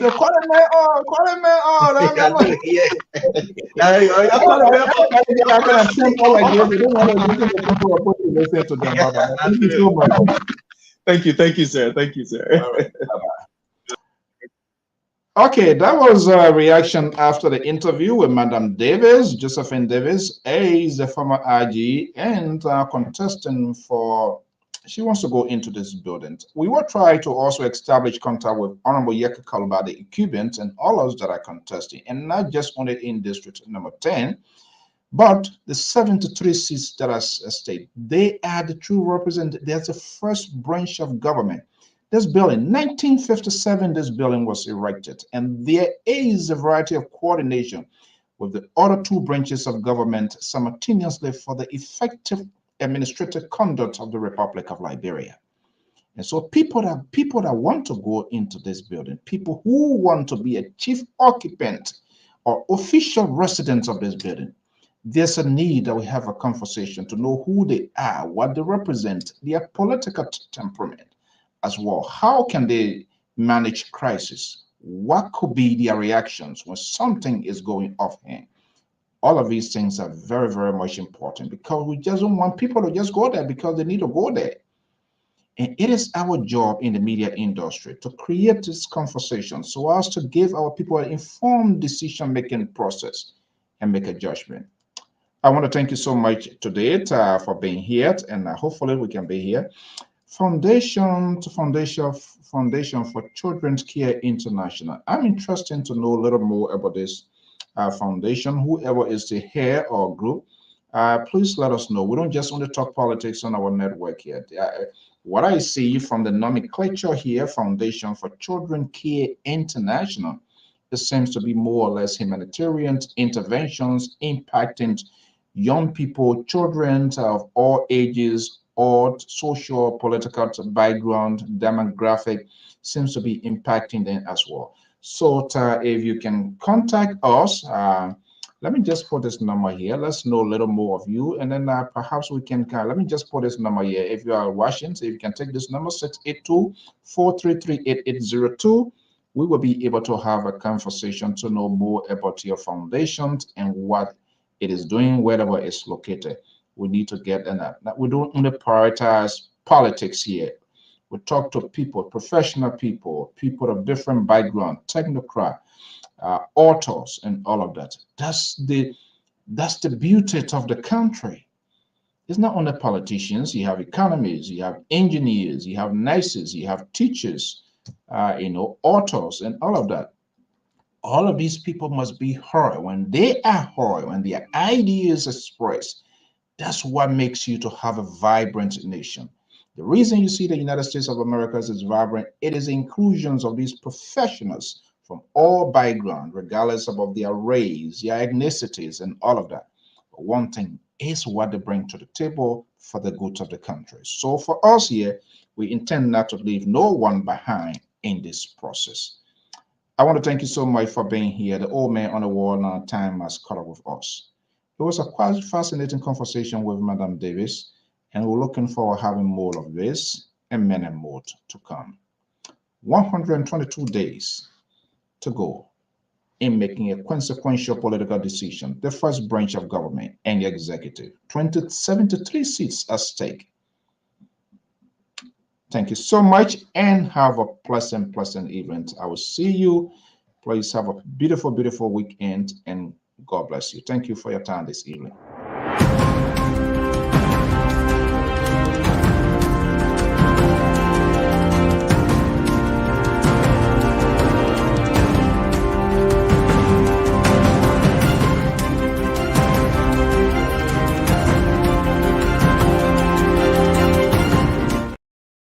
Okay, that's a society now. Love, connection, pressure. All right, call me. Let's see what you want to connect and how it can be connected. As long as it's not an insult, everybody are there adults. We can have some social. In fact, there's a program coming soon, more or less social. It'll be a social type here. But notwithstanding, just give me a buzz or send a message. We can contact you and we can have that as well. Hey, Mr. Truck, come to Liberian. It's better late than never. Walk about, I can see their man about it, but at least you enter when we are closing. But thank you so much for your commitment to this network. Dr. Toto, thank you so much, and all of the other folks. If this is the first time on LPR, this is the Liberia Public Radio in collaboration with Sky Communication Network in the West African state of the Republic of Liberia. Thank you. Have a pleasant Saturday. Bye-bye.